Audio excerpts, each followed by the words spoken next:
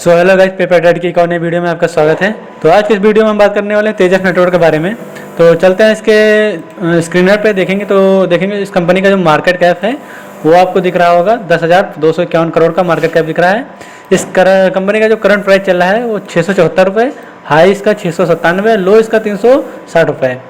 और देखें तो इसका स्टॉक का पी कुछ भी नहीं है। और देखेंगे तो आरओसी भी माइनस में दिख रहा है और आरओई भी हमें माइनस में दिख रही है। फेस वैल्यू 10 रुपीज़ है।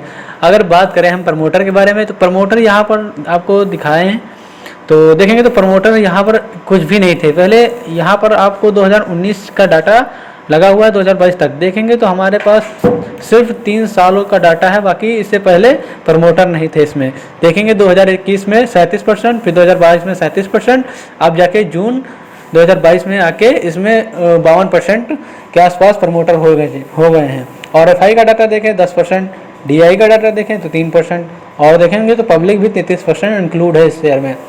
तो देखेंगे तो कंपनी अब अच्छी खासी ग्रोथ करने जा रही है।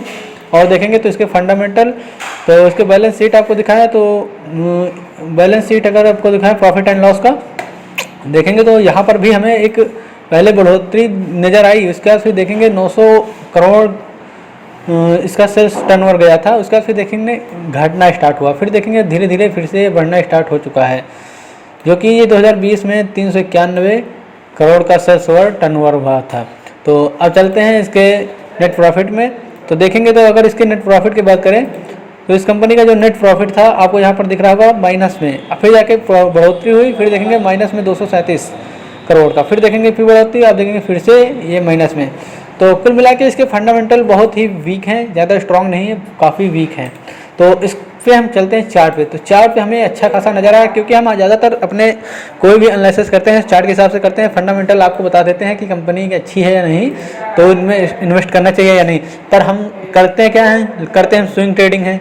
तो हम स्विंग ट्रेडिंग के लिए आपको बता रहे हैं, आपके लिए लॉन्ग टर्म के लिए शेयर नहीं है। लॉन्ग टर्म में ये इसकी कंपनी का कुछ ग्रोथ हमें नज़र नहीं आ रहा है, तो इसके हम लॉन्ग टर्म में नहीं चलते हैं। इसके हम चलते हैं जो कि शॉर्ट टर्म के लिए इसके जो टारगेट रहेंगे वो हम आपको बताने वाले हैं।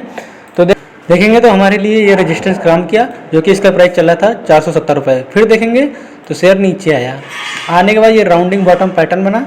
उसके बाद फिर देखेंगे ये ब्रेकआउट हमें नज़र आ रहा है इस जगह पे। तो हमारे लिए 3 जगह पे रेजिस्टेंस हुआ, पहला यहाँ पर, दूसरा यहाँ पर और तीसरा यहाँ पर। तो ये 3 रेजिस्टेंस बने। उसके बाद फिर जाके ब्रेकआउट किया, और ब्रेकआउट करने के बाद ये देखेंगे तो ऊपर की ओर सस्टेन किया, जो कि आपको दिख रहा होगा यहाँ पर।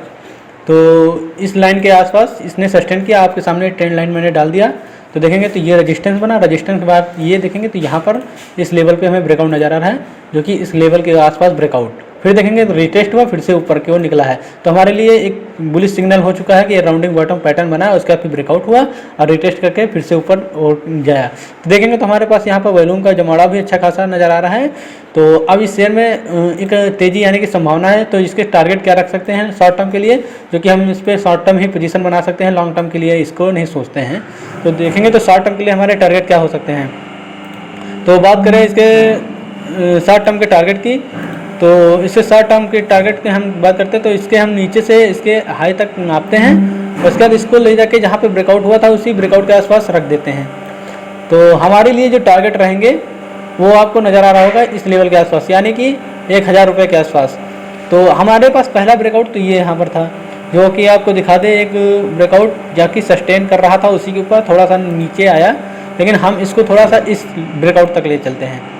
तो इस ब्रेकआउट से अगर हम टारगेट की बात करें तो हमारे लिए पहला टारगेट रहेगा 884 रुपये का, नहीं तो 884 रुपये का हमारा पहला टारगेट रहेगा, यानी 885 रुपये का हमारा पहला टारगेट। और शॉर्ट टर्म के टारगेट की बात करें, और भी शॉर्ट टर्म टारगेट की बात करें, तो इसको हम ले चलते हैं 215 रुपये के आसपास, यानी कि 215 रुपये के आसपास, यानी कि इस लेवल के आसपास, जो कि हमारा पहला टारगेट जो कि अचीव हो चुका था।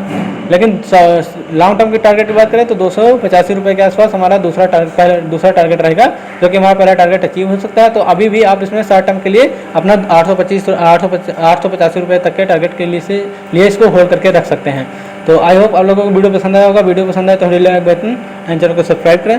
तो मिलते हैं नेक्स्ट वीडियो में, तब तक के लिए थैंक यू सो मच। जय हिंद, जय भारत।